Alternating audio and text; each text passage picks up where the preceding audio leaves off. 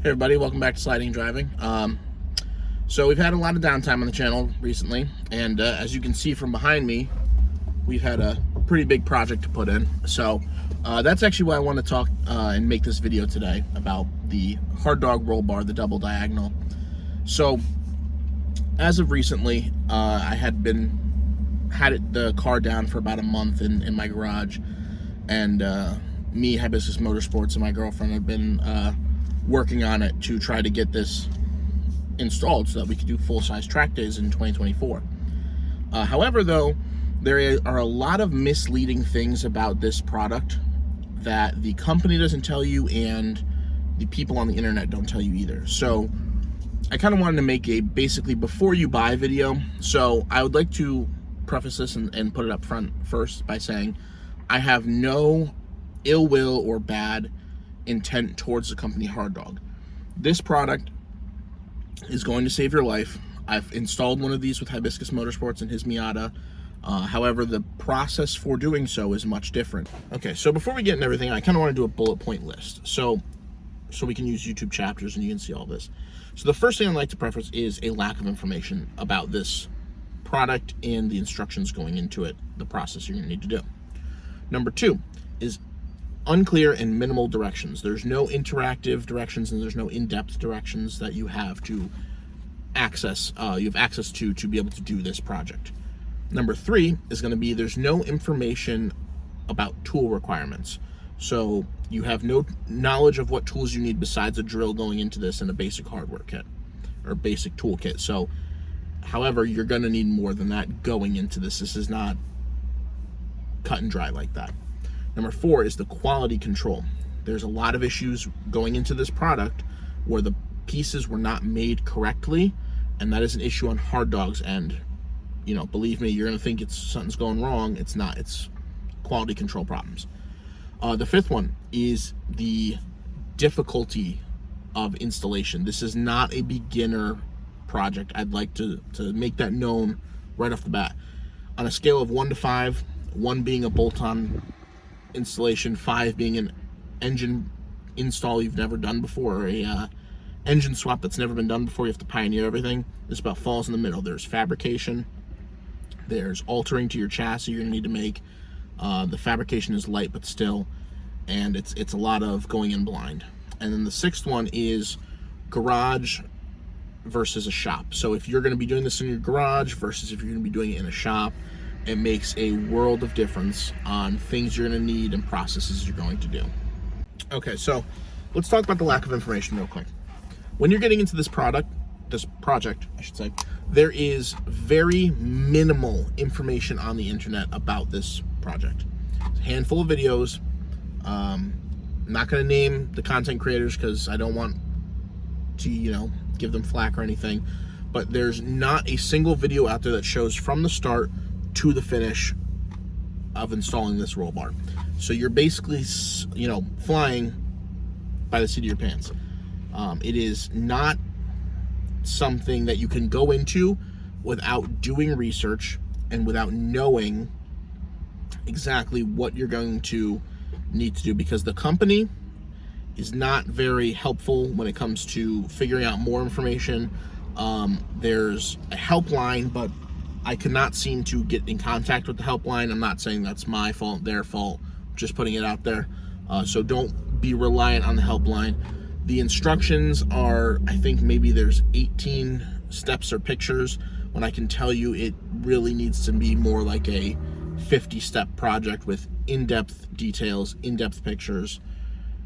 It's not very, very helpful when it comes to that. And that kind of leads us into the second part, which is unclear in minimal directions. So number two, unclear in minimal directions. There's nothing interactive you can see with the directions, and the directions are very, very minimal. 18 steps, I believe, and that's about it. And the pictures don't show much at all. It'll be like a picture of the car, no arrows, nothing pointing, telling you what to do. It's nothing telling you, oh, make sure you do this, but be careful of this. There's no warnings. It's just, oh, cut into your car. Oh, bolt the roll bar down. oh, do this. But what they don't tell you is there's a lot of parts where you have to fish a sandwich plate through a tube or an opening in the car.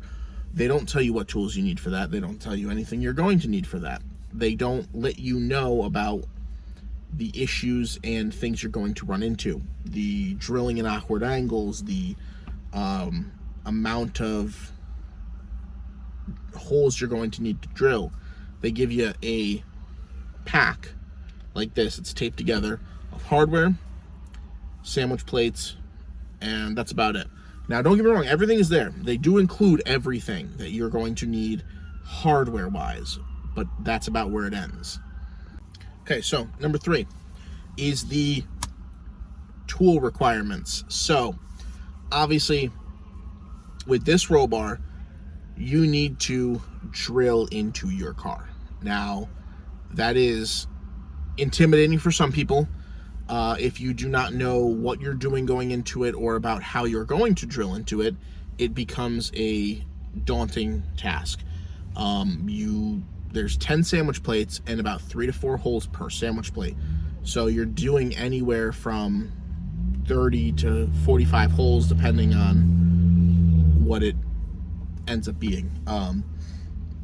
So things that they don't tell you is all the tools you'll need. Obviously, you'll need a basic socket set. You're gonna need doubles of certain sockets, doubles on wrenches. You're gonna need power tools. I can confidently say you could do this project if you wanted to with just a drill. Would I recommend it? Absolutely not. There's a lot of points where you're going to need to either drill out spot welds and guess, which is a problem, because you don't want to just be drilling from the interior through the firewall into the engine bay without seeing what you're drilling or a second pair of eyes. There's brackets you would need to drill out, welded nuts you would need to drill out, and even cutting into the chassis, you could just keep doing little drilling little holes until you could separate the flap of metal you need to make. I started off with pilot holes, and I used an oscillating tool to finish the holes and make the slots and flaps in the actual chassis to get to the bottom sandwich plates. The drill is great for that, but you are probably going to need another tool. I could not imagine using the drill for the entire thing. Okay, so the next one is number 4. It is QC, quality control, for those who don't know. Now, quality control is very important in anything where fabrication or mass production of a product is concerned. So, for instance, Hard Dog makes all of these, obviously, by hand. They weld everything themselves. They make the sandwich plates, cut them, make the holes. I don't know if they're using machines or it's all by hand. However, the sandwich plates do not match up with the holes on the roll bar. Now, sometimes on some of them, they went in perfectly for us, and they did not give us an issue, but that happened very minimally. There are 2 sandwich plates in particular that go straight down, and you have to put the bolts in from underneath the car. Now, the sandwich plates are different, but the holes on the actual roll bar are the same. So now when you're underneath the car, you have to figure out, okay, which one goes where? And if you don't do it correctly, the holes aren't going to match up. However, even when we had them incorrectly, the holes didn't match up and needed slight altercation to be able to bolt the sandwich plates to the bars.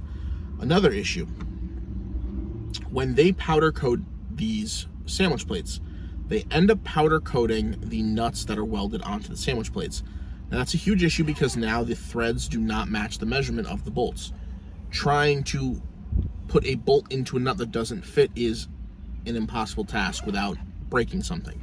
So you would need to essentially run the bolt through and remove the powder coating, or send a thread chaser through, or a tap. This is, again, goes back to what we just talked about. They don't tell you anything about that. So a thread chaser and a tap is another set of tools that can be added to the list that you would need in order to safely do this project. If you don't do that, there is a high risk of the nuts snapping the welds on the sandwich plates. That opens a whole nother can of worms that, believe me, you do not want to get involved in. So the quality control is heavily lacking on this product, and it is something on Hard Dog's end that does need to be fixed. Okay, so going now down to the fifth topic I'd like to bring up is ease of installation, and ease should not be anywhere near the word of installation in this product. It is a very difficult install to do. It is not something for beginners, not something that's budget friendly, and it is not something that is going to be easy if you're a DIYer doing it in a garage. Now, going into this product, I watched a couple of YouTube videos for basically the people who I thought were going to help coach me through it, and you'll very soon see it is not anything like the videos. There's a lot of hard parts that are not shown. It is something that you are not going to have a walk in the park doing. It is going to, it's going to be difficult, and it's going to give you problems consistently throughout the entire thing. It took me about a month of the vehicle being down, and with help too. It wasn't just me doing it, there was help, and it took about a month of just working on the weekends to be able to get this thing ready. And as you can see, the interior is still not in the car. I didn't even talk about altering the interior pieces to fit back on the car if you want to make the interior like OEM again. You do lose the cabinets. That's another thing that they do tell you about, but it's something that's not, I guess, openly spoken about. You lose the cabinets, but you keep the shelves in the bottom. You do have to cut your interior pieces, though, and modify them.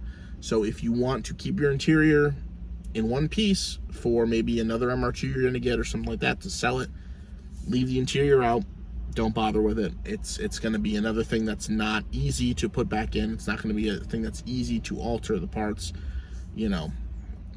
So another thing that's not spoken about too in the level of installation is trying to do this with one person is going to be damn near impossible. Now, yes, you can load the roll bar into the car by yourself. It's difficult, but basically moving it and putting it into place without having simultaneous adjustment is very, very difficult. It would almost be easier to do it with a chain-driven hoist or an engine crane and lower it into place. Now, that's still not going to fix all your problems. You need to be able to move it back and forth. The seatbelt tower bolts did not like to line up with the seatbelt towers themselves, so it required pushing and shunting of the actual roll bar in order to get it to go into place. Again, it's another QC problem like we just talked about, but however, it is also a issue with the level of installation, and it is not something that is going to be an easy project by any choice or by any means. It's honestly somewhere in I'd say the hardest project I've ever done on a vehicle, and I've also done one of these on a Miata before. The Miata, 14 hours on a lift, and it was done. This was 4 weekends, Saturday, Sunday, parts of Friday, miscellaneous times working throughout the week in a garage on jack stands. This is not something that is going to be a cakewalk or a walk in the park at all. So another quick thing while we're on the topic of QC, this product does not come with a warranty at all. So if something gets messed up on the installation, or as we were just talking about in quality control, if the bar comes and it is not able to fit into your vehicle due to improper making and fabrication, you're SOL. So this is not something you can just, there's no warranty on it. You can't just call up and say, hey, your bar doesn't fit, or your bar's messed up. You're not getting refunded for this purchase. So if it gets messed up in shipping, obviously you can go after the shipping company. That's something different. I don't think it will, because believe me, when this thing comes to you, it is wrapped like Fort Knox. But this product does not have a way to fix it if you make an oopsie. If you mess up and, break part of the roll bar, if something happens or the roll bar fails, there's nothing, you're not getting a new one unless you purchase it yourself. So, that's another thing to know going into the project, that it is a robust, or a very durable and structurally sound product, but if you mess it up, you're not getting another one on house. Okay, so the last topic that I want to bring up in the bullet points here is that the product is a totally different animal, or the project is a totally different animal, whether you have a shop and a lift to do this on, or you're doing it on jack stands like I did. Now, I do have access to a shop and a lift. However, I was not confident with the amount of information that I had that I was going to be able to get this done in a weekend.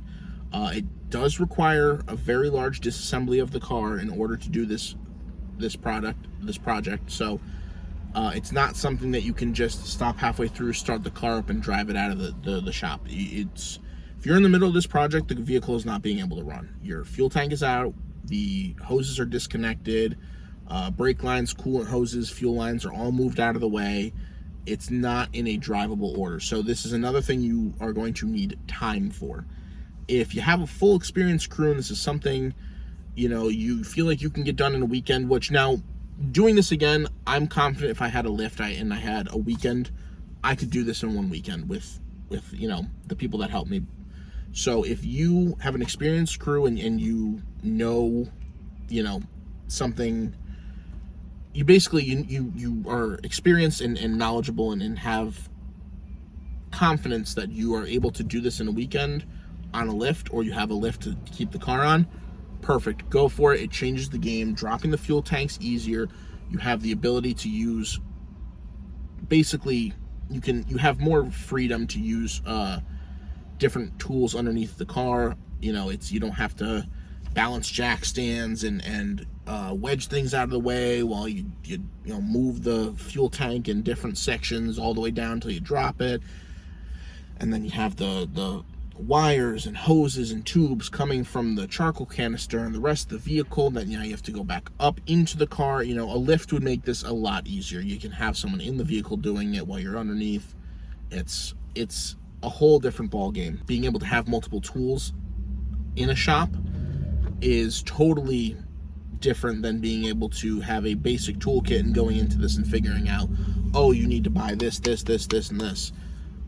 Again, going back to the tool part, the access of air hookup, electricity, stuff like that, all things you're going to need to know. You need lighting underneath the car to be able to see what the hell you're doing. Basically just proper equipment that a shop would offer you that you wouldn't have on jack stands in a garage. Now, if you have all that while you're doing this on jack stands, good on you, perfect. But the lift is really the part that would make the difference. Doing it in a shop or a buddy's garage, someone who has a lift would make the project way easier and cut time way down, being able to do it, rather than jacking it up side by side, putting it on jack stands, and then worrying if it's even tall enough for you to get under, or have enough room to run an angle grinder underneath it, and a die grinder, or an oscillating tool, drilling underneath the car. It's all things you have to take into consideration, whereas if you just put it on a lift and did it over your head. So it definitely changes the speed and tempo of the project that you're going to be doing. So what I'm going to do right now is I'm going to take the camera and go into the engine bay and into the interior and show you exactly what needs to be done, the issues we had, and things to be aware of before I release the installation video. So I'm going to go ahead and do that now. Okay, so we're in the engine bay right now. So two of the sandwich plates you end up having to drill into the engine bay from the interior. So I'm going to go ahead and show you one of them. This is the first sandwich plate back here. Now, what they don't tell you about this sandwich plate is underneath that there is a welded nut to the actual firewall that needs to be removed. Again, it's not mentioned in any of the instructions, not mentioned in, I think it's mentioned in one of the videos, but it's like trying to piece together the other two videos on YouTube. It's too difficult, bad camera angles and stuff like that. So there's a welded nut there, and then if you come over here behind the battery, right over there, there's another sandwich plate. It's kind of hard to see, but on that sandwich plate you can see, and see if I can get the focus back there. Okay, so there's a wire or a cable running across right there. There's a bracket that's actually attached where that sandwich plate needs to go, which you need to cut off. It is spot welded onto the car. So you can either drill it out, which is kind of a pain trying to guess like that, or you can use an oscillating tool like I did and cut it off, which I also did for the nut. on this side as well. However, trying to fit an oscillating tool, now your battery will be out anyways, but trying to fit an oscillating tool back there without nicking anything, and same thing on this side, is very difficult to do. So, you know, that's one of the challenges you have to do in the engine bay over here. So now I'm going to go ahead into the interior and show you the issues we had in there. Okay, so now we're on the interior. So we have the charcoal canister over there, the ECU over here, and this is where the fuel pump and the top of the fuel tank is. So it's still kind of a mess in here because I haven't put the interior back in because of the issues that I had been having with the product. So there's a metal cap that usually goes over that. That has not been put back in yet either. And same thing, I haven't put the cabinet floors back in here either for issues I've been trying to make sure that are taken care of before we go ahead and bolt everything up. So over here, you'll see this is the one where the nut is welded on the outside. And over behind the ECU is the one with the bracket welded on the outside. Okay, so with these plates and the plates on the back side over here, you have to fish them through here and send the bolts in to thread into welded nuts. Now, the problem is the sandwich plates we have in there, the nuts were powder coated as well as the sandwich plate and the welds, which means that you have to chase it with a thread tap, essentially, to and clean out the threads. But even doing that, it really didn't fix much for us. We did have a few of the nuts break off that were supposed to be welded on. That didn't go well. Obviously, trying to fish stuff in and out of there is a big problem, and exactly why it took us so long to do this. So another problem we've had too is over here. These ones, I can't really show you from under the car right now because there's a fuel tank back in there. But when you drop the fuel tank, you have to be able to put these from underneath under the fuel tank and up.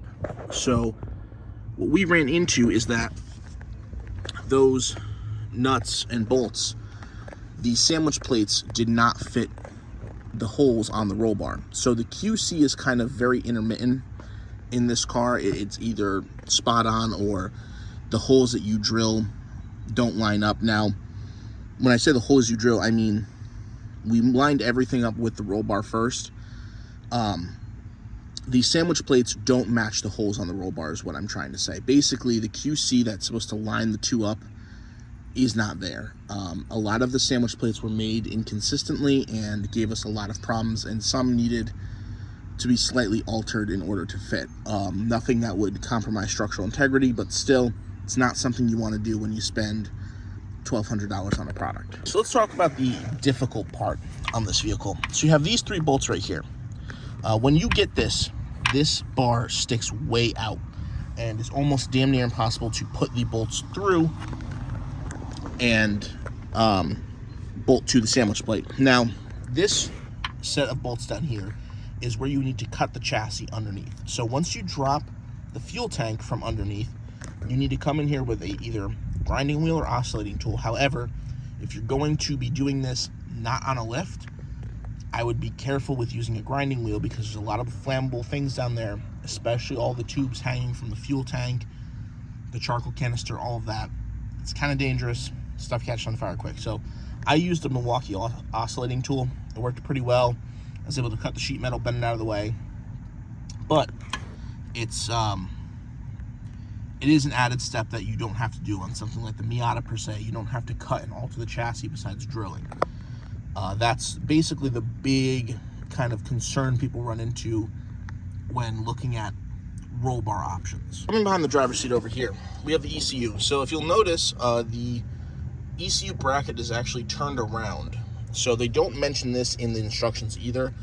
You actually have to flip the ECU bracket around in order to bolt it back to the car so that the sandwich plate will fit. It's another thing that's not mentioned, unfortunately, either. Now, another issue you'll run into too is you see all these gray spots on the car. That is where sound deadening material or basically the insulating material is in the vehicle, and that ends up getting away in certain situations. So you can drill through it, but it makes a mess and binds up your drill bits. So what I recommend is doing the freeze-off lubricant. It works pretty well. You just spray it on, hammer it off. That works pretty good, but that's another thing that they don't mention to you in the instructions over here.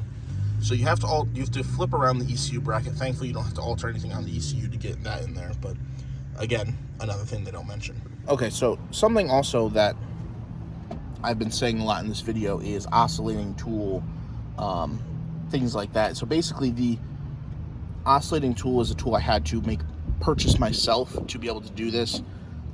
Now, I'm sure there's ways you could get around it without an oscillating tool, you know, maybe a die grinder or something like that. But regardless, a lot of this stuff you're going to end up needing alternate things. Now, you can drill out the welded on nut. However, that is a massive hole you'll now be putting in your firewall that is not going to get plugged up. There's not going to be a nut and bolt running through it. It's just going to be enclosed in the sandwich plate. Now, if you look over here too, if you look over here on this bracket, get it to focus, there we go. So that bracket over there, you can drill out the spot welds. However, trying to guess, well, you can't fit a drill in there really, but trying to guess where the spot welds are could also be kind of dangerous to do for your firewall. Again, you're putting more holes in that aren't necessary, that are not going to be filled with anything such as nuts and bolts. So what I would like to now go to is positives. So I do not want this video to seem like I am just bad-mouthing Hard Dog or anything like that. I just am basically trying to make a video for my past self of what I would have loved to know getting into this project, so that I wasn't as frustrated and, you know, dropping as much money in different times as I was. So I'd like to start off by saying this roll bar, now you can't see it, but if you put a chain right here and lifted the roll bar up, you would take the whole car with you. This, it might as well be welded to the chassis. The design is very well, comes with a bar that goes across here that works as a harness bar. So they have a place where you can put the latch to close your soft top on here, which is nice, you know, that they don't have, I don't believe they have that on the Miata bar, but you know, it attaches to all the normal safety spots, the seat belt, to the actual brackets that go to the chassis. It's mounted in about 10 different spots, I believe, 10 different sandwich plates. Now that is already more than enough safety wise. There is a lot of style bars, well, roll bars I should say, that are actually just style bars that you only connect to here and over there. So this thing will absolutely save your life in a crash. If you happen to roll this vehicle, I would feel safe knowing that this is behind me and supporting the vehicle. It's a good product. I do not want you to think that this is not a good product. Okay, so at the end of the video here, I'd like to say, let's wrap everything up. Do an overview. Is this product hard to install? Absolutely. Is it very unclear on how to install this product? Absolutely. Do I think that this is one of the best bangs for your bucks for a roll bar? Absolutely. Will this save your life in an event of a rollover? Absolutely. I think that if you are looking for a roll bar for your MR2, Miata, or whatever else Hard Dog makes it for, this is an amazing option and you should get it. However, just be aware of the process it takes to install this roll bar. So with that being said, I think if you want to buy the roll bar, absolutely go ahead, and you should buy the roll bar if it's something you're looking to do to get into a full-size track day. If your vehicle needs a roll bar, Hard Dog is a great roll bar. You know, I don't want it to seem like I'm bad-mouthing them, because I'm not. I just want people to know what they're getting into. So with that, thank you for watching. I'll link, you know, all my social medias like normal, and yeah.